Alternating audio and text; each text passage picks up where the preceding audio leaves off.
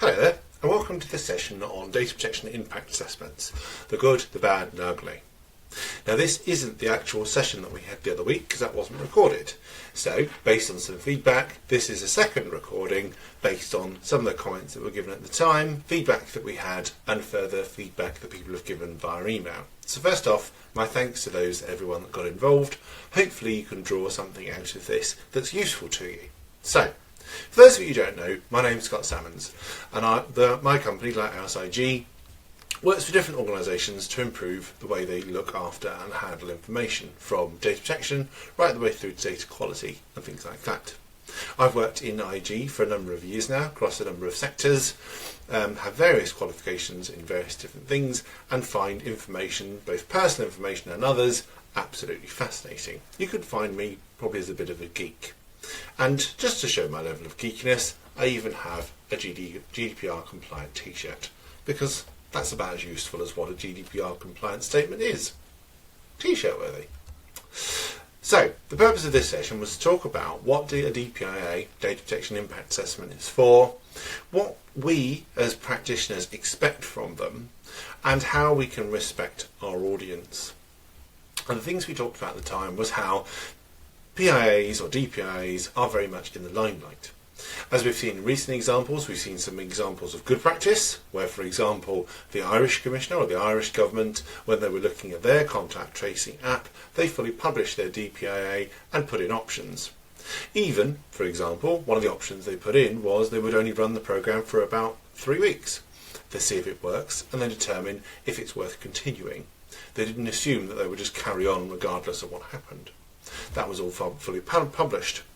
Whereas you flip the other side and come to England, and their DPIA on their track and trace programme had to be dragged out of them like trying to get blood from a rock.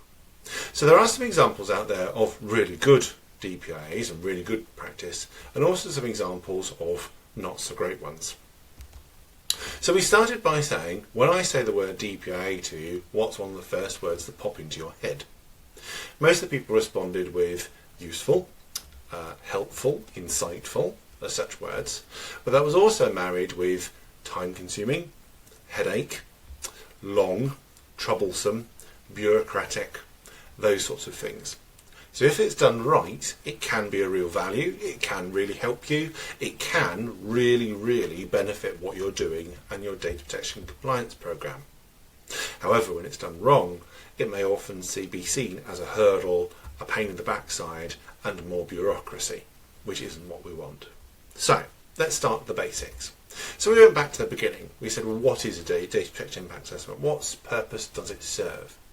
According to the GDPR in Article 35, a data protection impact assessment is where a type of processing, in particular using new technologies and taking into account the nature, scope, context and purposes of the processing, is likely to result in a high risk to the rights and freedoms of natural persons. The controller shall, prior to the processing, carry out an impact or assessment of the impact of the envisaged processing operations on the protection of personal data. A single assessment may address a set of similar processing operations that may present similar high risks. So what we started to talk about was, do our DPIAs actually focus on those things? Does the DPIA focus on the impact of the individual and the protection of their data, the impact that what they're doing would have on them, or others that may well get caught by what you're doing? Or does it focus on the organisation's compliance, the risk that the organisation has of non-compliance of X, non-compliance of Y? We focus on regulatory action rather than actual damage to the individual. And purely by putting your question through one lens rather than the other, you may pull out more of an impact than what a normal risk assessment would look at.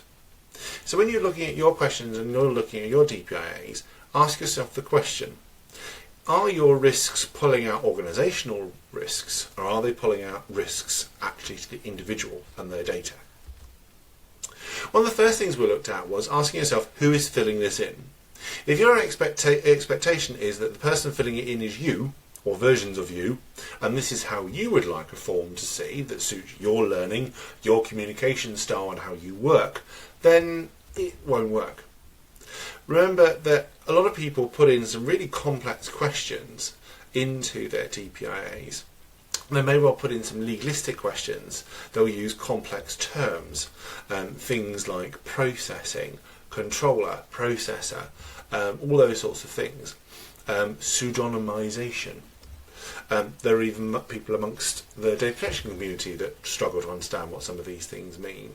Therefore, expecting a random member of your staff to fully understand what you're asking them don't really work.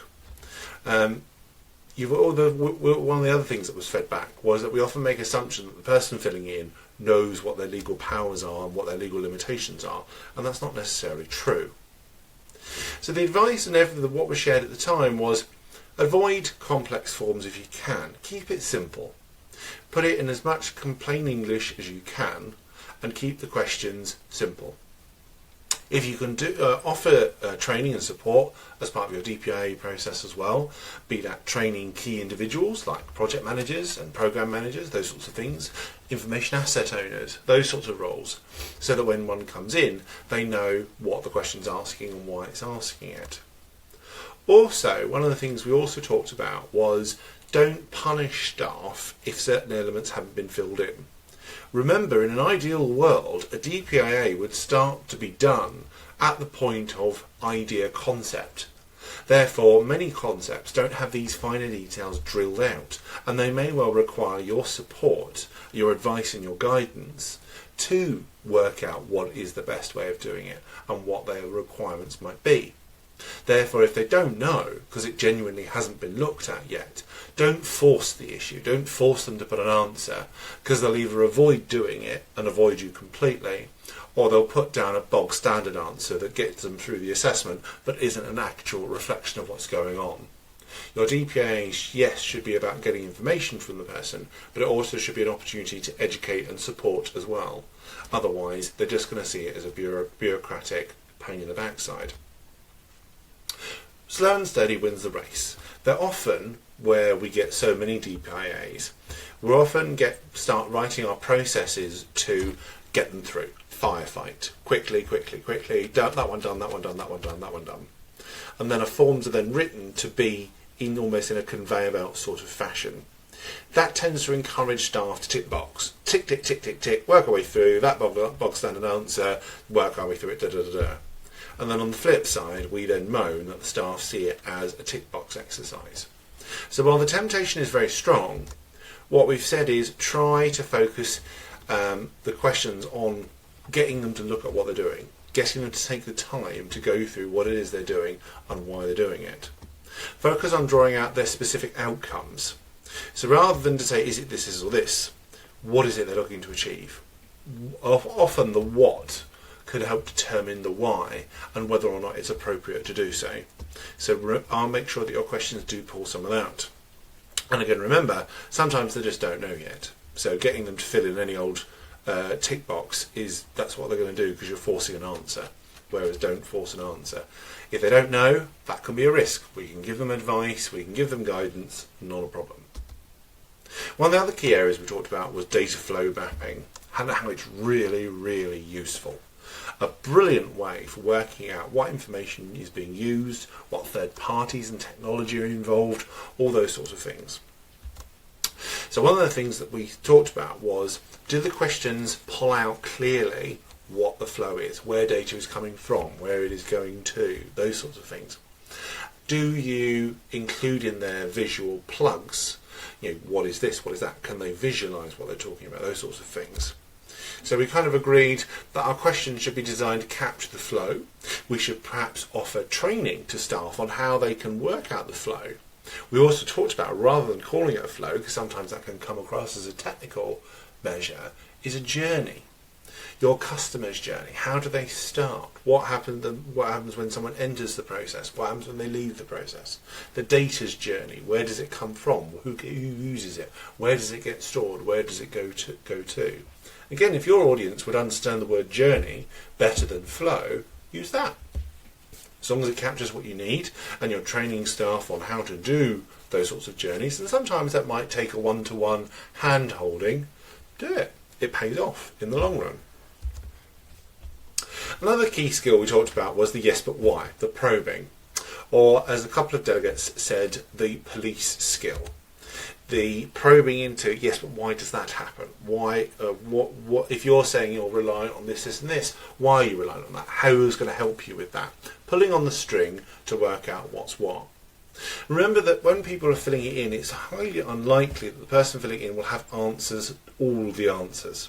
They may have some of the answers. They may have bits of the answer. But though it's highly unlikely that they'll have all of the answer. Therefore, who knows these answers? Can you build a network of people that they can go to? So if they've got technical questions, this is the process they go to get IT technical support. If they've got genuine questions about the information handling of it, can they speak to IG or whomever offers that service? Same thing for your key contacts as well. Are there people that you can rely on, people that you can speak to and say, I've had a DPIA on this, can you take a look at it for me because I don't understand how this technology works, or they've said they're using this and I don't think that's right, or I would like more information on it. Building up a network and contacts of people. Don't be afraid to delve into what someone's saying and probe a little deeper. If at face value you think this just doesn't look right, there's something amiss here, then again don't be afraid to delve. Fundamentally, we've got to be comfortable with the advice that we're providing. Therefore, if the situation that's been explained to us is one thing, but we actually think it's another, then we're well within our rights to say, no, I actually want to know what the other is, so that I can give you the most relevant, useful advice possible. Remember that impact is just part of risk. So at the end of it, you will get a risk assessment. It's based on the impact to the individual and the impact to that personal data. Risk, therefore, is a little bit more complicated than just impact. It's also about likelihood as well. We human beings have a tendency to risk assess stuff in our heads long before it's got anywhere near a formal risk assessment form. Therefore, most of the risk assessments we tend to get are based on what we know as DPOs. It tends to be the same risks pop up time and time again, so the temptation there of copy and pasting is quite strong. And again, as we talked about before, most of the risks tend to focus on the organisational risks, not necessarily risks of the individual, which then has operational and organisational risks, but tends to just focus on the end bit, the organisational problems, rather than the problems for the individual. So the best advice that we found works, and what we talked about, was don't assume anything that's mitigated by default. So don't discount risks or threats to that data because you've made an assumption on X wouldn't happen or Y wouldn't happen. Why wouldn't it happen? If you're relying on someone doing something, be that IT, HR, whatever, doing something to stop that from happening, record it, because you're reliant on them doing it. So if they change it for whatever reason, decommission that service, whatever it might be, you then know that you're reliant on it and that's going to cause you problems. Whereas if you've made a series of assumptions, as your mother once said, assumptions makes an ass out of you and me. And it really does. So assume nothing. Write everything down. Capture everything down. The best advice I was ever given about risk was to assume, or not to assume anything, and to put everything down no matter how implausible it was. Once you've got it all down and you've got all that implausible threats down, you can then start being logical about it. What is the likelihood of that happening? What is the impact of that happening? What controls are in place to stop that from happening? And you can then start to see what are your tangible threats and what are the things that are just way out there, far too silly that I don't need to worry about. But at least I've looked at them. I've considered them. I've gone through the steps. Otherwise, again, you'll make an assumption and that assumption could be wrong. Another thing to consider, and this is something that a few people gave feedback on, was looking at the risk and the impact through the eyes of the data subject. Both intended risks, just the nature of the beast, and unintended consequences and unintended risks. Put yourself in their shoes. How would they feel about this? How would they feel about that? And this is where things around data subject consultation and stuff like that might add some value to you if you are doing something that would be genuinely high risk or complex from a data subject point of view. Another thing that we talked about was signing for it.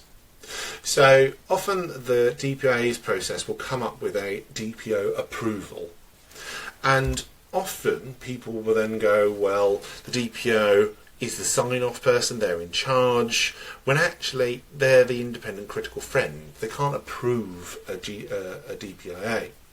They can confirm that it's been through all the process and that everything's is as it should be. The person filling it in has escalated the right risks. The CSIRO has accepted the risks. If you've got a CSIRO or whomever, all those sorts of things, they can confirm that. But in terms of saying the man from DPO, he say yay, they can't do that. They can only sign off the process. So one of the things we talked about was be clear what the role of the DPO is within the DPIA process, what they're responsible for, and make that clear to individuals that you are there simply to provide advice and guidance and ensure the process is followed. That way then the staff then know that it isn't just a case of I fill it in and I pass it on to you, you're the person that accepts it, therefore I'm going to answer my questions as if it's not my problem. They know that from the moment it's created to the moment that process, that activity, whatever else is decommissioned, it's their problem. It's their DPIA, it's their form. You are purely there as a gatekeeper to make sure the process is followed. That's it. They own the risks, they own the DPIA. It's very much about supporting them. So be clear with that. Be clear about what your risk escalation processes are. Do you have a CSIRO? Does a more senior risk or a more severe risk need to go up to the board? All those sorts of things. How will that work? What role does the DPO play in that escalation process? What role does the CSIRO play in that escalation process? What role does the executive play in that escalation process? All those sorts of things. All things to consider. So we ended the session by saying, okay, well, what is it that you do? What processes do you use? What do your DPIA forms and questions look like? And what challenges do you face in getting to that ideal? So if you know what your good DPIA looks like and how you want it to work, what's stopping you from doing that? What things will prevent you from doing X or Y or Z? What sort of things would stop you from going to different places? All those sorts of things. What's in your way? What's preventing you from doing something? Consider that and then see what's what. Once you know that, you can then come up with an action plan. You can then see if you need additional resources, and you can see how far away you are from the ideal. But until you do that, you're then stuck. So let's just see what's what. If you want more information or to find out further details, go to www.lighthouseig.com, where you can find details of the full blog, where I added in some links, some additional links that a couple of delegates sent me, and some other bits and pieces as well. So if you go onto the Insights page, our DPIA blog is on there. Hope you found this useful. Please do let me know, either by tweeting at IG Lighthouse or emailing info@lighthouseig if you want any further discussion points like this, and we'll see what we can put on. Otherwise, I'll say thank you very much, and I'll see you soon.